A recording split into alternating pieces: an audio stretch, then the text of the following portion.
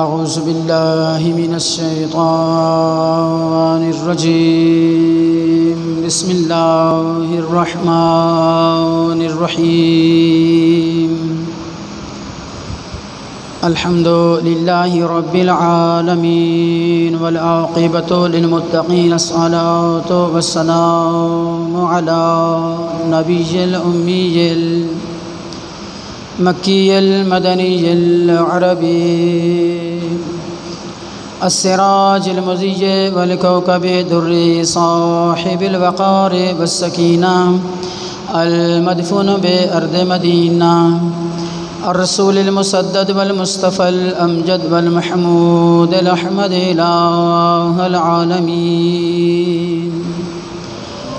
الذي كان المعراج سفره والبراق مرقبه سدرة المنتهى منزله قاب قوسين أو أدنى مقامه وقال كنت نبيا وآدم بين الماء والطين أما بعد فقد قال سبحانه وتعالى بسم الله الرحمن الرحيم وكل شيء أحصيناه في إمام مبين بسم الله الرحمن الرحيم قل إن كنتم تحبون الله فاتبعوني يحببكم الله صلوات پر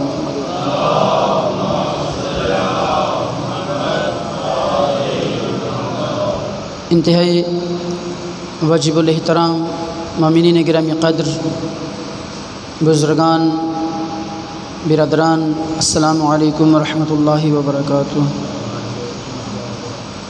رب العزت کا احسان عظیم سمجھتا ہوں کہ اس نے ہمیں آل محمد کے غلاموں میں شمار فرمایا ہے، اور یہ بہت بڑی سعادت ہے۔ کائنات عالم میں کتنے انسان ہیں، کتنے لوگ ہیں، لیکن سبھی کے سبھی ایسے نہیں ہیں کہ جن کے پاس ولایت و وصایت و امامت جیسے منصب رکھنے والے علی مرتضیٰ جیسی ہستی موجود ہو۔ توجہ ہے آپ کی؟ تو برادران گرامی قدر، ہم اس بات پر جتنا بھی فخر کر سکیں، ہم اس بات پر جتنا بھی مباحثات کر سکیں، یہ ممکن ہی نہیں ہے کہ ہم اس کے شاکر بن جائیں اس بات پر کہ اس نے آل محمد کی محبت عطا فرمائی ہے، اور یہ وہ نعمت ہے کہ جس نعمت کی کوئی مثال دی ہی نہیں جا سکتی۔ آپ ہم سب دنیا میں رہتے ہوئے بے شمار نعمتوں سے مزین زندگی گزار رہے ہیں۔ ہمارے پاس بہت زیادہ نعمتیں ہیں، بہت زیادہ سہولتیں ہیں زندگی کی، بہت زیادہ وسائل ہیں زندگی کو سہل کرنے کے لیے، لیکن ایک جملہ یہ عرض کیے دیتا ہوں کہ کائنات کی تمام تر، توجہ ہے آپ کی؟ تو تھوڑا سا میرے ساتھ آپ بولیں گے، تمام تر نعمتیں ہمارے پاس ہیں، لیکن جب ہم مریں گے تو نعمتیں یہاں رہ جائیں گی، ہم وہاں چلے جائیں گے۔ لیکن کمال قدرت یہ ہے، لطف قدرت یہ ہے کہ ایک نعمت ہمیں ایسی عطا کی گئی ہے کہ جو دنیا کے پاس نہیں ہے۔ دنیا کی تمام نعمتیں انسان یہی چھوڑ کے جائیں گے، لیکن ہم ایک نعمت کو یہاں بھی اس سے مستفید ہو رہے ہیں، وہاں بھی مستفید ہوں گے۔ وہ ہے محبت آل محمد کہ اس جہاں میں بھی ہم اس کے سہارے پہ زندگی بسر کر رہے ہیں، اور قبر میں جائیں گے تو اسی سے سکون ملے گا۔ تو یہ ہمارے پاس ایک عظیم ترین، اضافی، بلند ترین، سب سے اعلیٰ منفرد نعمت ہے کہ جو کائنات کے تمام انسانوں کے پاس نہیں ہے۔ اسی ضمن میں ایک جملہ ہم بسم اللہ الرحمن الرحیم پڑھتے ہیں۔ اب اس کے معنی کیا ہیں، مفہوم کیا ہے؟ بسم اللہ، برادران توجہ میری طرف رکھیے گا، بسم اللہ یعنی مختلف علماء نے جو تراجم کیے ہیں ان کے الفاظ مختلف ہوتے ہیں، مفہوم ایک ہی ہوتا ہے۔ تو عام عرف عام میں جو ہمارے پاس ترجمہ ہے ہمارے علماء بزرگوار نے کیا ہے وہ کیا ہے، شروع کرتا ہوں اللہ کے نام کے ساتھ، جو رحمان بھی ہے جو رحیم بھی ہے۔ تو یہاں پر میں آپ کی عظمتوں کو سلام کرتے ہوئے یہ جملہ عرض کیے دیتا ہوں کہ برادران گرامی قدر، اللہ کی ذات رحمان ہے، رحیم ہے۔ رحمان وہ ہر کسی کے لیے ہے، کائنات کے ہر انسان پر وہ رحم فرماتا ہے، جہاں بھی ہوتا ہے، جب بھی دعا کرتا ہے، میرا یقین ہے کہ وہ رحم فرماتا ہے، یعنی پوری کائنات کے لیے وہ رحم یعنی رحمان ہے۔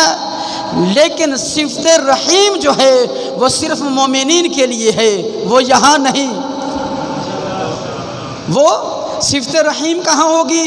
جب ہم لحد میں پہنچیں گے اور ہمارے پاس سوائے سہارا محبت آل محمد کے اور کوئی سہارا نہیں ہوگا، تو جہاں پر کائنات میں رہتے ہوئے وہ میرے پاس میرے ساتھ رحمان تھا، وہاں پر میرے لیے رحیم بھی بن جائے گا، وہاں پر وہ میرے لیے رحیم بھی بن جائے گا۔ تو برادران گرامی قدر، میرا مسلک، میرا مذہب یعنی مذہب آل محمد جو ہے، اس کی سب سے پہلی بات کیا ہے کہ ہمارا ایمان بالتوحید ایسا ہونا چاہیے، اس طرح کا ہونا چاہیے کہ ہم اس پر ایسا ایمان رکھیں کہ اس کے اندر سے سیرت علی بھی نظر آئے، صورت محمد مصطفیٰ بھی نظر آئے، کردار حسن مجتبیٰ بھی نظر آئے، اور ہماری خواتین کے اندر کردار و سیرت و فکر و نظریہ فاطمۃ الزہرا نظر آئے۔ توحید ہم نے کہاں سے لی ہے؟ توحید ہم نے اللہ کو کیسے مانا ہے؟ ہمیں کیا اللہ نے آ کر جو ہر چیز پر قدرت رکھتا ہے، جو ہر چیز پر طاقت رکھتا ہے، وہ میرے پاس آتا، آپ کے پاس آتا، مجھ سے اپنی توحید کو منوا لیتا، لیکن نہیں، اس نے ان کو بھی منوانا تھا جن کے صدقے میں ہمیں بنایا ہے۔ توجہ فرمایا آپ نے، اس نے ہمیں ان کو بھی منوانا تھا، ان کے ذریعے سے منوانا تھا کہ تاکہ دنیا میں پتہ چلے کہ یہ وہ ہستیاں ہیں کہ جن کے صدقے میں، جن کے وجود مقدس کی وجہ سے اس نے یہ کائنات بنائی ہے، تو ان میں سب سے اعلیٰ، سب سے بہترین، سب سے مقدس پیغام رسانی کرنے والا سردار انبیاء بنا کر، سلطان انبیاء بنا کر، میرے محمد مصطفیٰ کو سردار علی و بطول بنا کر مجھے یہ بتا دیا کہ یہ وہ زبان ہے کہ قل ان کنتم تحبون اللہ فاتبعونی، پھر اسی کی زبان سے لوگوں کو یہ کہلوایا کہ اگر تم اس کی محبت چاہتے ہو، اگر یہ چاہتے ہو کہ وہ تم سے محبت کرے، تو پھر پہلے کیا کرنا ہوگا؟ ان سے کہہ دو کہ فاتبعونی، پہلے میری اتباع کریں۔ یعنی توحید تک پہنچنے کے لیے کلمہ توحید کو پڑھ تو لیا، لیکن اس تک پہنچنے کے لیے، اس کی محبت کو حاصل کرنے کے لیے، اس کے وہ رحمان و رحیم صفات تک پہنچنے کے لیے پہلے کیا کرنا ہے؟ فاتبعونی، میرے رسول کی اتباع کرو، یحببکم اللہ، ہو تو پھر اللہ تم سے محبت کرے گا۔ تو تقاضا محبت توحید کیا ہوا کہ ہم سب سے پہلے کیا کریں؟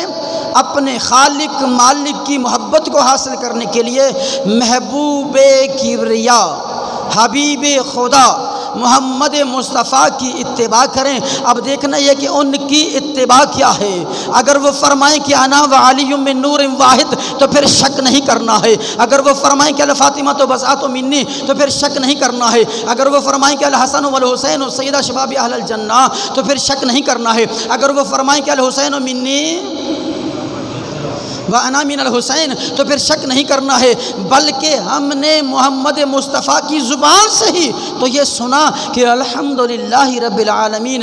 جب وہ فرما رہے ہیں کہ میرا خالق وہ ہے کہ جس کے لیے تمام کی تمام تعریفیں مخصوص ہیں۔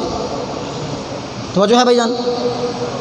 یعنی خالق اکبر کی محبت و الفت کو حاصل کرنے کے لیے سب سے پہلا قدم کیا ہے؟ ہم اتباع محمد مصطفیٰ کریں۔ اتباع محمد مصطفیٰ کیا ہے؟ اتباع محمد مصطفیٰ سب سے پہلی جو دعوت ہے وہ کیا ہے؟ قولوا لا الہ الا اللہ تفلحوا۔ توجہ ہے آپ کی؟ یعنی کیا کرو؟ کلمہ پڑھو۔ کون سا کلمہ؟ لا الہ الا اللہ۔ تو پھر ہوگا کیا؟ تم کلمہ پڑھو گے۔ کلمہ کا مفہوم کیا ہے؟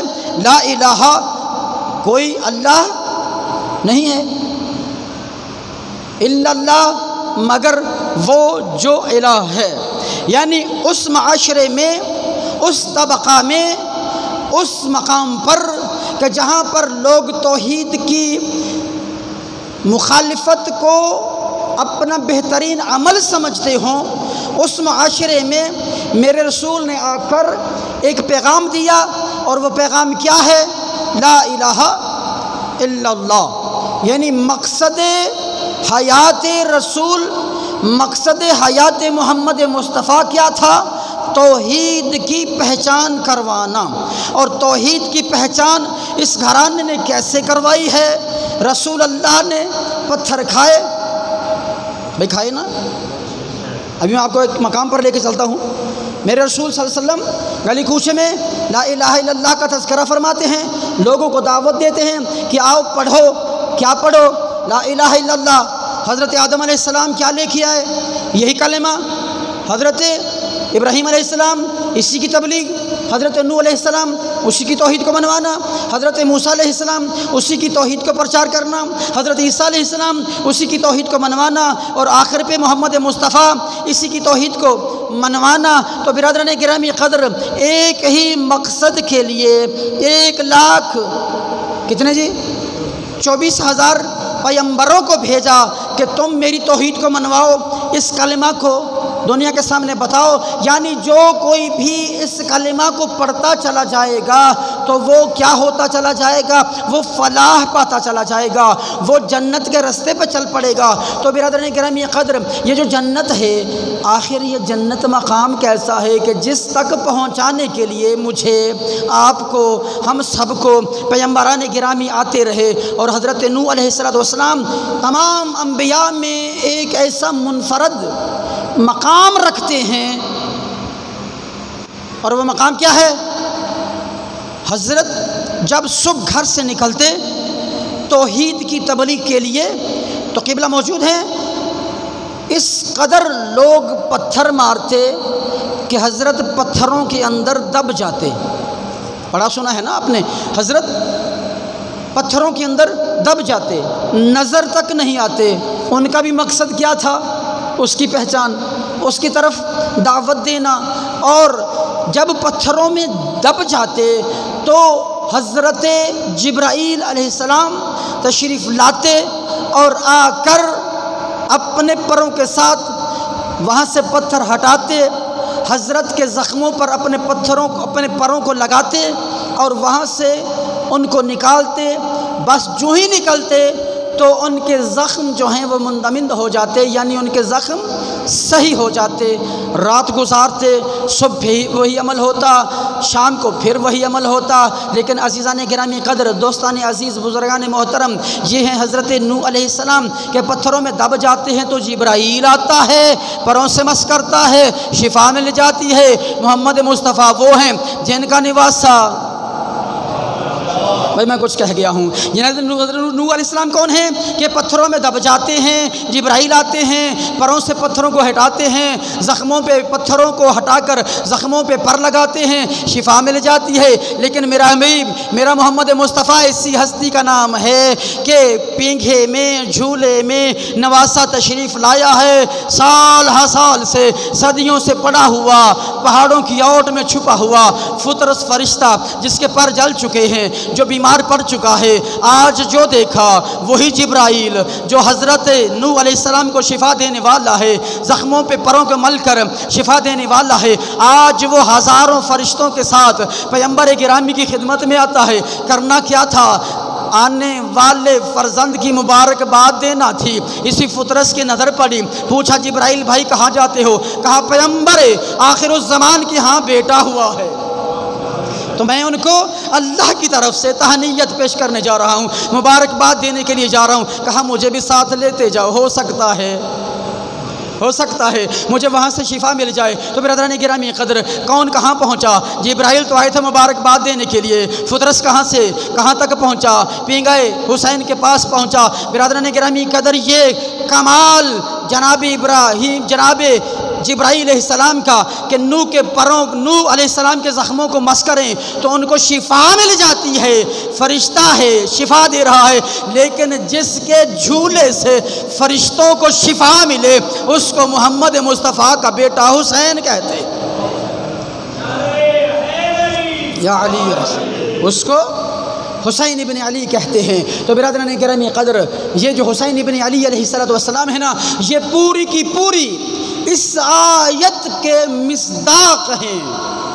قل ان کنتم تحبون اللہ فاتبعونی یحببکم اللہ۔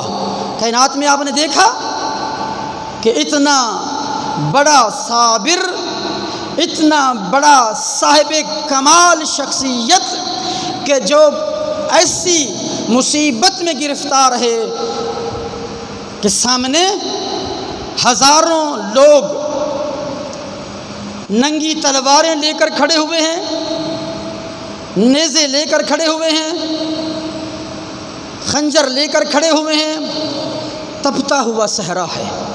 کیا ہے؟ تپتا ہوا صحرا ہے، بھوک ہے، پیاس ہے۔ برادران گرامی قدر یہ میرا جملہ جو ہے نا، یہ کائنات کی قیمت سے کہیں بڑھ کر ہے۔ ہزاروں ننگی تلواریں، ہزاروں نیزے، ہزاروں دوسرا لوہے کا اسلحہ جو حسین کے سامنے موجود ہے، لیکن لطف یہ ہے کہ ہزاروں ننگی تلواریں، نیزے، خنجر، تیر جس کو سجدہ کرنے سے نہ روک سکیں اس کو حسین کہتے ہیں۔ کیونکہ ہم مسجد میں بیٹھے ہوئے ہیں، اور مسجد کے معنی کیا ہیں؟ مسجد اس جگہ کو کہا جاتا ہے جہاں پر سجدہ کیا جائے۔ تو کربلا وہ جگہ ہے کہ جہاں سے ہمیں نظریہ و فکر کربلا اس طرح سے ملتی ہے کہ کٹ جانا، مر جانا، اپنے اولادوں کو، اپنے مالوں کو فدا کر دینا، لیکن اس کی توحید کے منوانے میں ایک ذرہ برابر پیچھے نہیں ہٹنا، بلکہ گردن کٹوانے سے ایک لمحہ پہلے یہ کہنا کہ رضن برضائہ و تسلیما لامرہ، میں تیری رضا کے مطابق تسلیم کرتا ہوں اور تیری بات کو تسلیم کرتا ہوں اور میں راضی ہوں تیرے امر پر۔ یہ کمال حسین ابن علی کا ہے۔ یہ کس کا کمال ہے؟ حسین ابن علی کا۔ تو برادران گرامی قدر یہ خاندان جو ہے، اس نے آل محمد نے اللہ کی توحید کو بھی منوایا، اپنے کمالات کو بھی منوایا۔ ان ہستیوں کے متعلق ہمیں کیا ایسی بات ہے جو نہیں ملتی ہے؟ ان کی کردار، ان کی فکر اور ان کا اوڑھنا بچھونا ہی کیا ہے؟ توحید الہی۔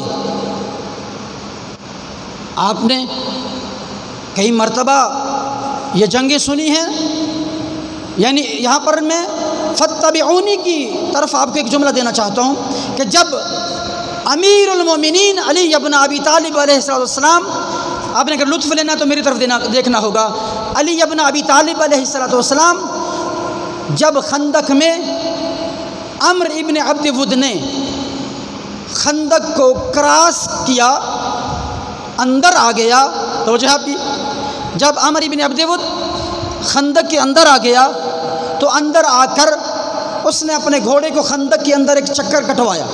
اس کے 3 سے 4 ساتھی اور بھی ساتھ تھے۔ وہ بڑے فاخرانہ انداز میں، بڑے متکبرانہ انداز میں اپنی شجاعت کو دکھاتے ہوئے، دلیری کو دکھاتے ہوئے میرے رسول کے خیمہ کے پاس آیا اور آ کر کہتا ہے ارجز یا محمد، اے محمد مد مقابل بھیجو۔ کیا کہتا ہے؟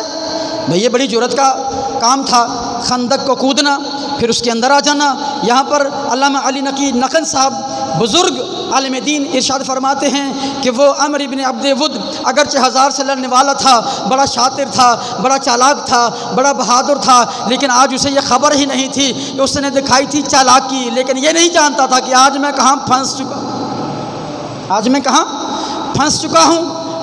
جب اس نے آ کر کہا نا ارجز یا محمد، اے محمد ہمیں میرے سامنے مد مقابل بھیجو، تو این علی کی آواز آئی۔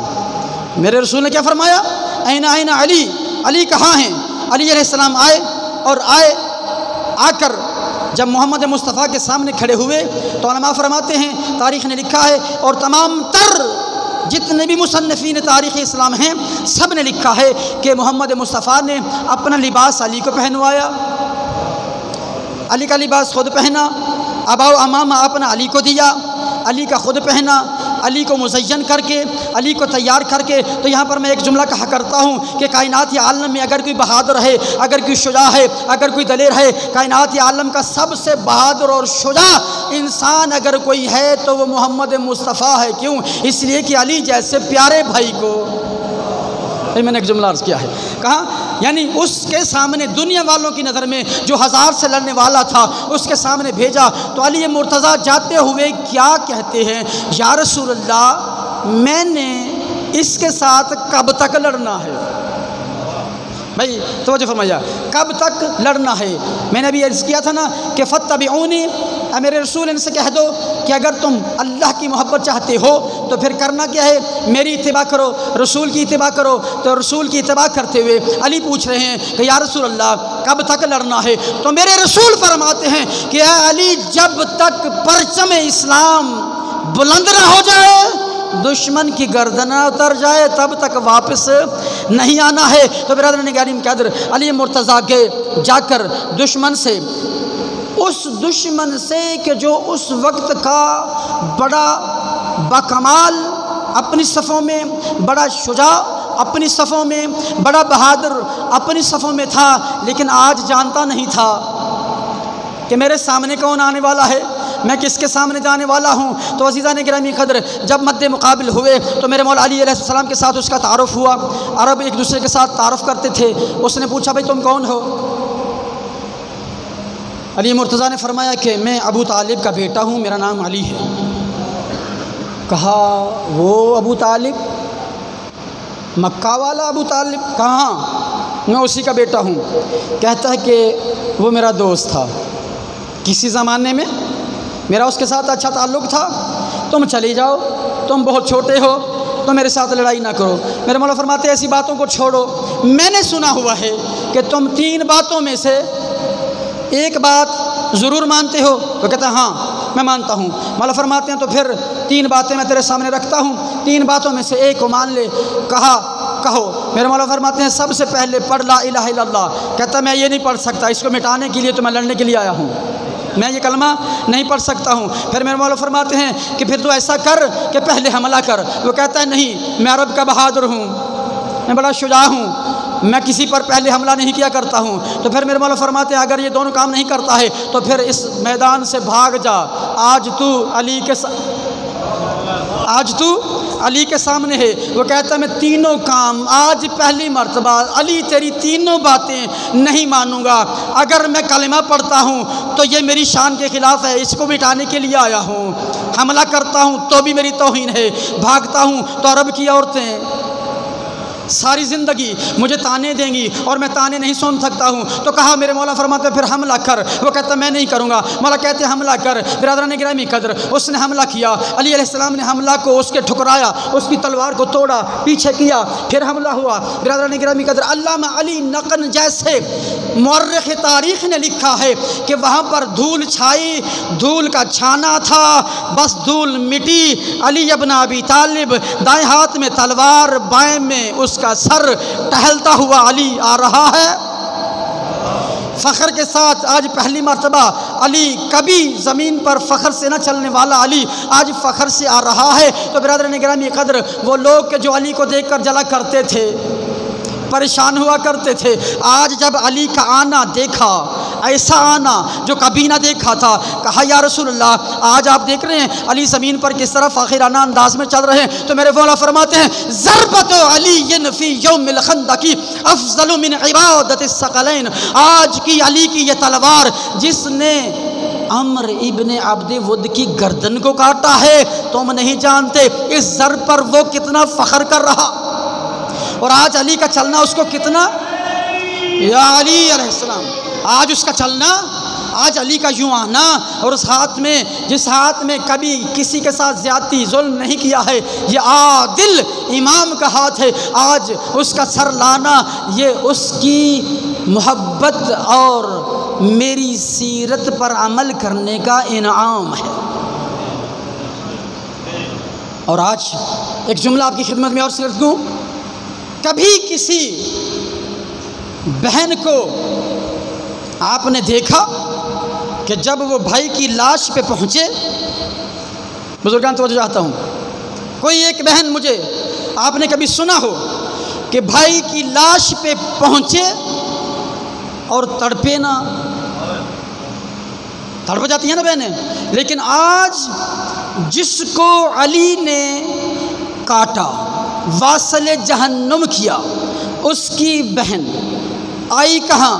میں یہ جملہ دینا چاہتا ہوں حضرت ابو طالب علیہ السلام کی عظمت پر، اور دیکھنا چاہتا ہوں کہ آپ کس قدر محبت کے ساتھ سننے والے ہیں۔ علی کا کاٹا ہوا جب اس کی بہن اس کے لاشے پہ آئی، آ کر دیکھا، غور کیا، گردن کیسے کٹی ہوئی ہے۔ ہمیشہ دیکھتی تھی اگر میرا بھائی قتل کرے تو بھی، یا میرے بھائی کے لشکر میں سے کوئی قتل ہو تب بھی، جو بھی گردن کٹتی ہے سیدھی کٹتی ہے، سیدھی کٹتی ہے۔ آج جب اس نے نشان زخم کو دیکھا، کٹی ہوئی گردن کو دیکھا، لوگوں سے پوچھا کیا لوگوں اس کو کس نے قتل کیا ہے، اس کو کس نے مارا ہے، اس کی گردن کو کس نے کاٹا ہے؟ تو برادران گرامی قدر لوگوں نے بتایا اس کو علی ابن ابی طالب نے مارا ہے، گردن اس کی علی نے کاٹا ہے، گردن کو جدا کر علی لے کر گیا ہے۔ تو برادران گرامی قدر فاخرانہ انداز میں جیسے علی گردن کو لے کر گئے، ویسے ہی فاخرانہ انداز میں اس کی بہن کہتی ہے اے ابن عبد ود، میں ساری زندگی تجھ پر روتی اگر تجھے علی نے نہیں مارا ہوتا۔ یہ تو میرے لیے باعث فخر ہے کہ تجھے علی نے کاٹا ہے۔ اور کون علی؟ وہ علی جس کے باپ کا نام ابو طالب ہے، اور ابو طالب کون کہ جو اپنے زمانہ میں لوگوں کے لیے جائے پناہ تھا، جو ابو طالب اپنے زمانہ میں لوگوں کے لیے جائے پناہ تھا۔ یعنی اب ہم نے اس آیت کے ضمن میں دیکھنا یہ ہے کہ علی جیسا امام بھی فتبعونی کے زمرے میں کس طرح سے اپنے آپ کو رسول کے سامنے عجز و انکساری کے ساتھ پیش کرتے ہیں۔ اور ابو طالب وہ ہستی ہیں کہ جس دن میرے رسول نے اعلان نبوت کیا، اس دن سے لے کر دعوت ذی العشیرہ تک، توجہ ہے، دعوت ذی العشیرہ سنی ہوئی نا آپ نے، اللہ نے خود یہ ارشاد فرمایا کہ وانذر عشیرتک الاقربین، اے میرے رسول اپنے قریبیوں کو دعوت دو، کس چیز کی؟ لا الہ الا اللہ کی۔ تو جب دعوت دے دی گئی، لوگ آئے، بات آپ کی سنی ہوئی ہے لیکن میں کسی اور انداز سے آپ کے سامنے پیش کرنے لگا ہوں۔ لوگ آئے، پہلا دن کھایا چلے گئے، دوسرے دن چلے گئے، لیکن یہ چلے جانا جو تھا یہ ابو طالب کی حمیت کے خلاف تھا، غیرت ابو طالب کے خلاف تھا۔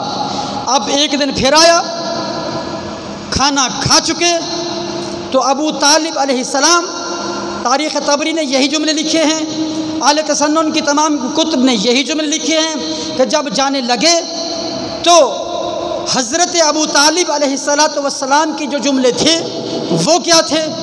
خبردار، آج میں دیکھتا ہوں کہ میرے بیٹے، بھائی میں کچھ کہہ گیا ہوں، کہ آج میرے بیٹے کی بات کو سنے بغیر کون جاتا ہے۔ وہاں پر بھی بہادروں کی لائنیں لگی ہوئی تھیں، لیکن کس کی جرأت تھی کہ علی کے بابا کی تلوار کے سامنے اٹھ کر جاتا؟ جب سب بیٹھ گئے تو میرے رسول نے اعلان کیا کہ دوستو، اے میرے عزیزو، میں تمہارے لیے ایک بہترین چیز لے کے آیا ہوں۔ کیا لے کر آیا ہوں؟ ایک بہترین چیز لے کر آیا ہوں، اگر تم اس کو حاصل کر لو تو یقیناً تم دنیا کے سردار بن جاؤ گے، دنیا کی سلطانی تمہیں مل جائے گی، اور جو تم میں سے سب سے پہلے میری اس بات کی تائید کرے گا وہ میرا خلیفہ بھی ہوگا، وہ میرا جانشین بھی ہوگا، وہ میرا خلیفہ، جانشین اور میرے بعد میری مسند کا مالک ہوگا۔ بھائی کس چیز کا؟ میری مسند کا۔ بھائی محمد مصطفیٰ کی مسند کی معمولی بات تھی، لیکن سب نے انکار کر دیا۔ تاریخ نے لکھا ہے کہ ایک چھوٹا سا بچہ کانپتی ہوئی ٹانگوں کے ساتھ، لیکن یہ ان کا عقیدہ ہے جنہوں نے علی کو سمجھائی نہیں ہے۔ ہمارا ایمان ہے کہ علی اس وقت بھی علی ویسا ہی تھا جیسا مرحب کے سامنے تھا، جیسا خندق میں تھا، جیسا احد میں تھا، علی تب بھی ویسا ہی تھا۔ علی اٹھے اور اٹھ کر یہ عرض کیا، انا ناصرک یا رسول اللہ، اے اللہ کے رسول،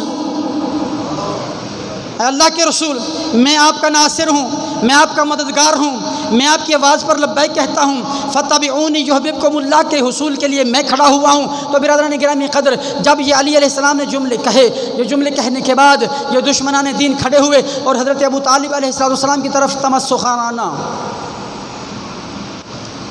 مذاق کے طور پر ہنستے ہوئے ایک جملہ کہا کہ ابو طالب، تیرا بیٹا تجھے سردار کے طور پر مبارک ہو۔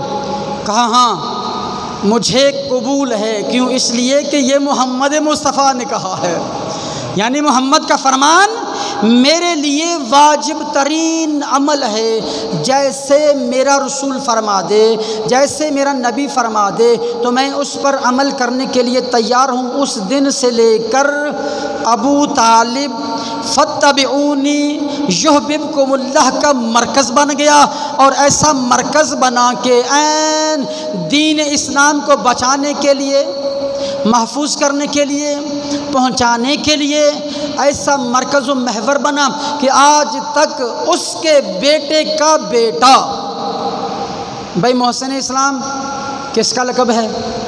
حسین ابن علی کا۔ اور محسن اسلام کس کا لقب ہے؟ زینب بنت علی کا۔ کسی بھی اور شخص کے نام کے ساتھ محسن اسلام کا لفظ نہیں لگتا ہے، اور اگر کوئی ہیں تو وہ کون کون ہیں؟ یہ دونوں بہن بھائی۔ کیوں؟ اس لیے کہ ان کے خون کے اندر ابو طالب کا وہ خون تھا جس نے پہلے دن تلوار کے ساتھ دشمن کو روک کر کہا تھا، خبردار اگر تم میں سے کوئی بھی میرے بیٹے کی بات سنے بغیر جائے گا تو میں اس کو قتل کر دوں گا۔ برادران گرامی قدر، آج آئیے کربلا پر غور کیجئے۔ یہ جو کربلا ہے نا، اس نے انسانیت کو دوام بخشا ہے۔ کربلا نے انسانیت بخشی ہے ہمیں، انسان تو پہلے بھی تھے۔ بھائی جب حسین علیہ السلام، پریشان تو نہیں ہو رہے؟ جب میرے حسین مدینہ سے چلے ہیں، یہ باتیں تھوڑی سی بڑی غور طلب ہیں۔ جب حسین مدینہ سے چلے ہیں تو کیا مدینہ میں نماز نہیں پڑھی جا رہی تھی؟ بھائی نماز تو پڑھی جا رہی تھی نا، لیکن نماز کے اندر روح نماز نہیں تھی۔ کیا روزہ نہیں رکھا جا رہا تھا؟ روزہ بھی رکھا جا رہا تھا، لیکن روزے کے اندر روح صوم نہیں تھی۔ حج کیا جا رہا تھا، زکوٰۃ دی جا رہی تھی، یعنی تمام کے تمام واجب اعمال، تلاوت قرآن ہو رہی تھی، لیکن اگر نہیں تھا تو روح اسلام نہیں تھی، اسلام تھا۔ لیکن میرے حسین نے جب یہ محسوس کیا کہ روح اسلام کو نقصان پہنچایا جا رہا ہے، تو میرے حسین نے فاتبعونی یحببکم اللہ کو دیکھتے ہوئے مدینہ سے وہ سفر شروع کیا کہ جس سفر کے اندر محمد مصطفیٰ کی سیرت، علی کا کردار اور فکر و نظریہ فاطمۃ الزہرا سلام اللہ علیہا موجود تھا۔ اللہم صلی علی محمد و آل محمد۔ اس نظریہ کی تکمیل کے لیے، اس نظریہ کو پہنچانے کے لیے، کربلا کو بچانے کے لیے، کربلا کو دنیا کے سامنے اس لیے برپا کیا تاکہ دنیا سمجھ سکے کہ بعد از محمد مصطفیٰ دین تھا،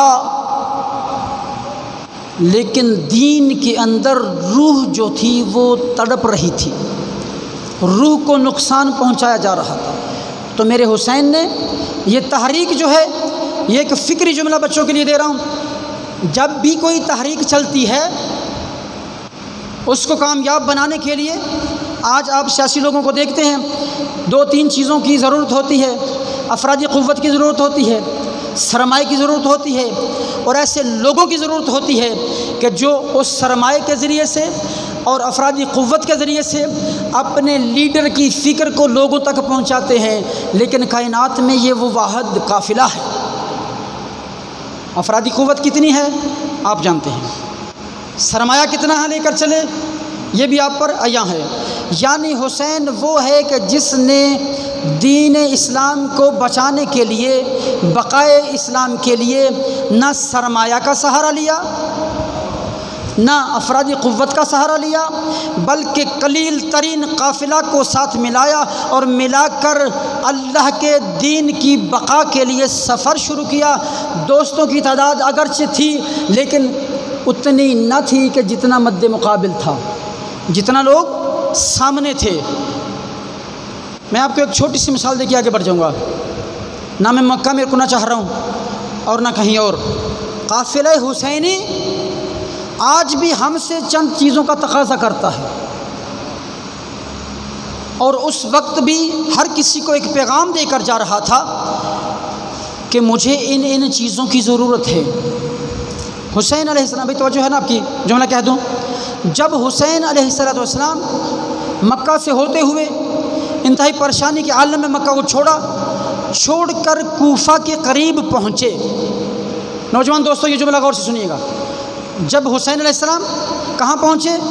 کوفہ کے قریب پہنچے، تو بہت زیادہ لوگ میرے مولا کے منتظر تھے، یہاں سے گزریں گے، ہم ان کی زیارت کریں گے، حالات کا جائزہ لیں گے، اگر تو پلڑا بھاری ہوگا، توجہ فرمایا آپ نے، اگر تو حسینیت کا، حسین کے قافلے کا پلڑا بھاری ہوگا تو ہم بھی مل جائیں گے، اور اگر قافلے کا پلڑا بھاری نہیں ہوگا تو پھر حسین جانے، حسین کا کام جانے۔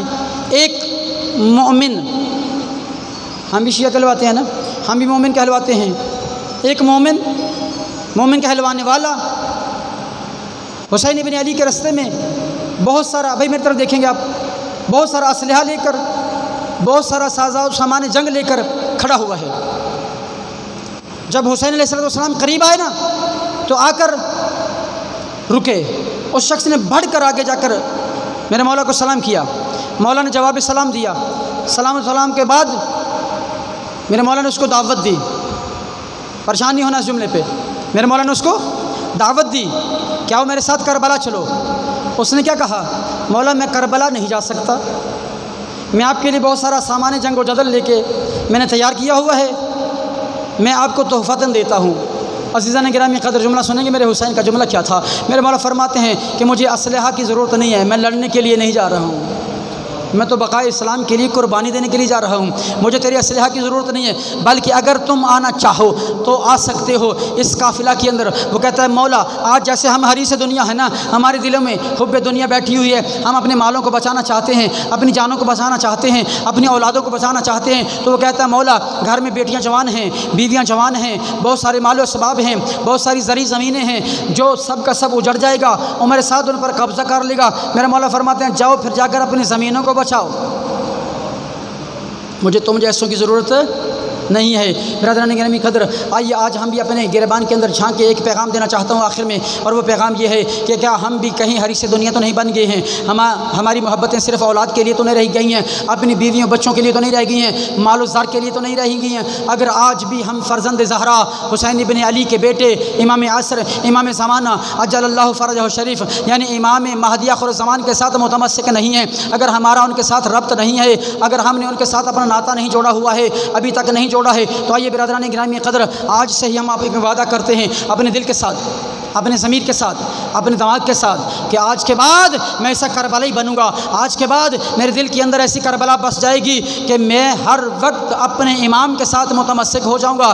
ہر صبح ہر شام میرا وطیرہ کیا ہوگا، میری زبان کے اوپر ذکر کیا ہوگا، اللہم عجل ولیک الفرج، اللہم عجل ولیک الفرج۔ امام زمانہ کی ظہور کی دعا کریں اور ہم ان کے سپاہیوں میں شامل ہو جائیں، اپنی اولادوں کو ان کے سپاہیوں کے اندر ایسا شامل کریں کہ میرا بیٹا صبح اٹھے تو امام کے متعلق سوال کرے، دوپہر کو اسکول سے واپس آئے تو مجھ سے میرے امام کے متعلق سوال کرے، رات کو سونے سے پہلے مجھ سے امام کی زندگی کے بارے میں ایک سوال کرے، اور وہ سوال کیا ہو کہ بابا جان میں نے سنا ہے کہ آج بھی میرے امام خون کے آنسو روتے ہیں، آج بھی میرے امام خون کے آنسو روتے ہیں، تو کیوں روتے ہیں؟ آئیے برادران گرامی قدر تھوڑا سا ان مظلوموں پہ رو لیں جن کو جی بھر کے کربلا کے بعد رونے نہیں دیا گیا۔ جب یہ کربلا ہو چکی نا، جب جنگ ختم ہو گئی، رات کا سماں ہے، علی کی شیر دل بیٹی پہرا دے رہی ہیں، سب خواتین کو سمیٹنے والی عباس بن کر، علی بن کر، حسین بن کر۔ ایک دعائیہ جملہ میں آپ سے ملتجی ہوں، ایک جملہ اپنے دلوں میں یہ آواز اٹھائیں کہ یا اللہ کسی بہن کا بھائی پردیس میں قتل نہ ہو، اور اگر قتل ہو جائے تو بہن کے سامنے اس کے ساتھ اتنا ظلم نہ ہو، اور اگر ظلم بھی ہو جائے تو پھر اس مظلوم کے قتل ہونے کے بعد اس کی بہنوں کو گرفتار نہ کیا جائے، اگر گرفتار ہو بھی جائیں تو پھر اس طرح سے اونٹوں پہ بٹھا کر بازاروں میں گھمایا نہ جائے۔ عزاداران حسین 11 محرم کا دن طلوع ہوا، سیدہ زینب بنت علی کو اور خواتین کربلا کو پس گردن ان کے ہاتھوں کو باندھ دیا گیا، گرفتار کر کے لے جانے لگے۔ عزاداران حسین کربلا کی شیر دل خاتون کا ایک جملہ میرے لیے کافی ہے، مر جانے کے لیے، تڑپانے کے لیے، رونے کے لیے۔ جب اپنے بھائی کے لاشا کے قریب سے پہنچی ہے نا تو سنیں گے میری آقا زادی کا جملہ کتنا قیمتی ہے، کائنات کی قیمت سے باری جملہ ہے۔ اتنے دکھ سہنے کے بعد، اتنی تکلیفیں اٹھانے کے بعد، علی و بطول کی مظلوم بیٹی جب بھائی کے لاشا کے قریب پہنچی ہے تو ایک دعائیہ جملہ، اور وہ جملہ کیا ہے؟ اللہم تقبل منا ھذا القربان، ہمارے مالک و خالق مجھ زینب کی طرف سے، ہماری طرف سے یہ قربانیاں قبول فرما۔ عزاداران حسین میں کہا کرتا ہوں، میں مومنین سے یہ گزارش کیا کرتا ہوں کہ یہ قربانیاں کون دے رہا ہے، کس چیز پر دے رہا ہے؟ اور بھائی حسین کائنات میں بلند ترین ہستی کا نام ہے، اور جس چیز پر حسین جیسا قربان ہو جائے اس کو اسلام کہتے ہیں۔ آئیے ہم اپنے گھروں کے اندر اسلام کو بیدار کریں، اسلام کی بیداری کو دنیا کے سامنے اٹھائیں، اپنے گھروں کے اندر حسینیت کو پیدا کریں، زہرا کی سیرت کو پیدا کریں، ہم سب اپنی بیٹیوں کو زینبی بنا دیں، ہم اپنے بیٹوں کو حسینی بنا دیں۔ عزاداران حسین جب یہ قافلہ چلتے چلتے میں نے سب کچھ چھوڑ دیا ہے، شام کے ایک چوک میں پہنچا۔ رسول اللہ کے ایک صحابی ہیں، نام سنا ہوگا آپ نے، سہل سعدی ان کا نام ہے، یہ مکہ سے اسی دن شام میں پہنچے ہیں۔ شام کا ایک ماحول دیکھو، شام کو سجایا جا رہا تھا، ڈھول بج رہے تھے، لوگ ڈانس کر رہے تھے۔ اگرچہ اسی علاقے کا رہنے والا تھا، پوچھتا ہے اے لوگو، شام کو آج ان گلیوں بازاروں کو اتنا مزین کیوں کیا جا رہا ہے، اتنا سجایا کیوں جا رہا ہے؟ ایک آدمی آگے بڑھ کے کہتا ہے اے مسافر، کیا پہلی بار آیا ہے یا اس شہر کی آداب سے واقف نہیں ہے؟ ہمارے بادشاہ نے ایک جنگ جیتی ہے، ایک باغی کو ہرایا ہے، اس کے گھر والوں کو گرفتار کر کے لایا جا رہا ہے۔ پوچھتا ہے وہ کون ہے؟ کسی کی زبان سے نکلا حسین۔ حسین کا سننا تھا۔ سہل سعدی تڑپ جاتے ہیں، تڑپ کر کہتے ہیں حسین، کیا اس کے باپ کا نام علی تو نہیں ہے؟ کیا اس کی ماں کا نام فاطمہ تو نہیں ہے؟ کہا ہاں وہی حسین ہے۔ کہتا ہے وہ قتل ہو گیا۔ یہ اپنے منہ پہ پیٹتا ہے، اپنے سینے پہ پیٹتا ہوا بھاگتا ہوا اس طرف آیا جہاں سے قافلہ آ رہا تھا۔ عزاداران حسین کیسے بیان کروں؟ کیا دیکھتا ہے؟ سر نیزوں پہ سوار ہیں، کچھ بیویاں ہیں جن کے ہاتھ پس گردن بندھے ہوئے ہیں۔ قریب آیا اس قیدی کے جس کے گلے میں توق، ہاتھوں میں کڑیاں، پاؤں میں بیڑیاں ہیں، وہ اپنے ہاتھوں پہ سر رکھ کے بیٹھا ہوا ہے۔ قریب آ کر سہل سعدی کہتا ہے السلام علیکہ ایھا الاسیر، اے قیدی آپ پر میرا سلام ہو۔ جب سلام کہا گیا تو جناب علی ابن الحسین نے جو ہی سر اٹھایا اس کی طرف دیکھا، کہتا ہے علیکہ السلام یا امی، اے چچا آپ پر بھی میرا سلام ہو۔ سہل سعدی تڑپ کر سوچتا ہے یہ کون ہو سکتا ہے جو قیدی بھی ہے، شام کے بازار میں مجھے چچا کہہ کر پکار رہا ہے۔ عزاداران حسین پوچھتا ہے تم کون ہو؟ کہا انا علی ابن الحسین، میں علی ابن الحسین ہوں، میں حسین کا بیٹا علی ہوں۔ پوچھتا ہے تو پھر حسین کہاں ہے؟ پھر عباس کہاں ہے؟ علی اکبر کہاں ہے؟ زینب و کلثوم کہاں ہیں؟ میرے مولا تڑپ جاتے ہیں، کہتے ہیں سہل سعدی وہ سب سے آگے والا سر میرے بابا حسین کا ہے، پیچھے میرے چچا عباس کا ہے، اس سے پیچھے علی اکبر کا ہے۔ تڑپ کر سہل سعدی کہتے ہیں تو پھر زینب کبریٰ، زینب کبریٰ کہاں ہے؟ یہ کہتا ہے زینب کبریٰ کہاں ہے؟ میرے مولا تڑپ کر کہتے ہیں وہ جو سب سے آگے قیدی ہے وہ میری پھوپھی زینب ہے، اس کے پیچھے کلثوم بنت علی ہے، ان کے پیچھے کبریٰ بنت الحسین، اور وہ چھوٹی بچی جس کے گلے میں رسی ہے وہ میری بہن سکینہ بنت الحسین۔ یہ سہل سعدی اللہ ان پر رحم فرمائے دوڑ کر آتے ہیں۔ کہاں آتے ہیں؟ سنیں گے کہ اس کی خدمت میں آتے ہیں۔ آ کر زینب کبریٰ کو سلام کرتے ہیں۔ زینب کبریٰ کہتی ہیں اے مسافر تو کون ہے؟ ہم نے بڑی دیر کے بعد سنا کہ کسی نے ہمیں سلام کیا ہے۔ کہتا ہے میں سہل سعدی ہوں، صحابی رسول ہوں، آپ کے جد کا صحابی ہوں، بس یہ کہنا تھا۔ سیدہ تڑپ جاتی ہیں میرا سلام بنت علی کی غیرت و حمیت پر۔ کہا میں سہل سعدی ہوں۔ کہتا ہے کہ میرے لیے حکم ہو تاکہ میں آپ پر کوئی مہربانی کر سکوں، میں آپ کے لیے کچھ کر سکوں۔ بی بی کہتی ہیں چچا اگر ہم پر کوئی احسان کرنا چاہتے ہو تو یہ جو ڈھولک بجا رہے ہیں نا ان سے کہو، اور جن کے ہاتھوں میں سر ہے نا ان سے کہو کہ ان سروں کو ہم سے دور لے جائیں تاکہ لوگ سروں کو دیکھنے کے لیے اس طرف چلی جائیں، لوگوں کی نظریں علی و بطول کی بیٹیوں کے چہروں پہ نہ پڑے۔ اور میرا سلام علی و بطول کی بیٹیوں پر میں کہوں گا یا علی آپ کتنے غیرت مند، یا حسن آپ کتنے غیرت مند، مولا حسین آپ کتنے غیرت مند۔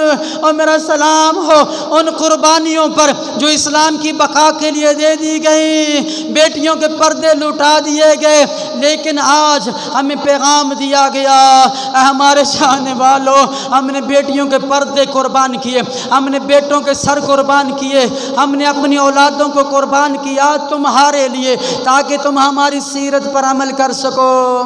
انا للہ و انا الیہ راجعون وسیعلم الذین ظلموا ای منقلب ینقلبون۔ اللہم صل علی محمد و آل محمد وعجل فرج آل محمد۔